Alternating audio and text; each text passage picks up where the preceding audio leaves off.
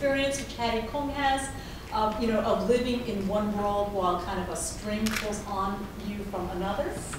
Only we can guess that the graves of Grandma and Grandpa are not auspicious. The story we always hear is how Grandma and Grandpa were not buried in Chufu as they like to be. Hogwash, thinks Hattie. Instead, because they died in Taiwan, first uncle, that's Hattie's brother, buried them in Taiwan. And then when he himself leaving Taiwan, no one left to sweep the grave, he had to move them somewhere again. Mainland still closed, cannot bury them there, so he said, okay, how about Iowa? Never mind that Grandpa never visited Iowa once in his life. And by the way, I do not think Confucius ever said a big nose cannot be buried in the family graveyard. He never even thought about that case. Probably he does not even know nose can get so big. I think as you can hear in that first section, belief systems figure very large in this book, as does the weight of the past. Hattie has come to this small New England town to start over. Very sadly, she has lost both her husband and her best friend back to cancer.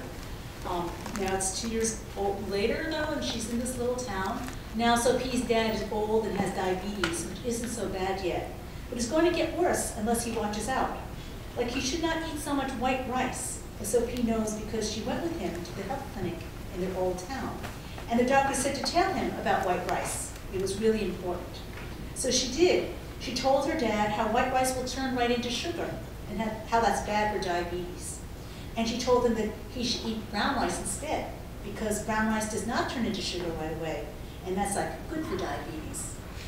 And of course, even though she was supposed to be translating the hard parts of what the doctor said, she said a lot of the words in English because she speaks Khmer the way he speaks English, meaning barely.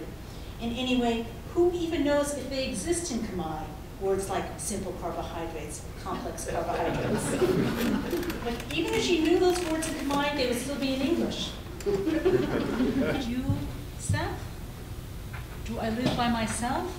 Yes. Mom shakes her head. Hard. Yes, it's hard. Quiet. Hattie speaks clearly and slowly.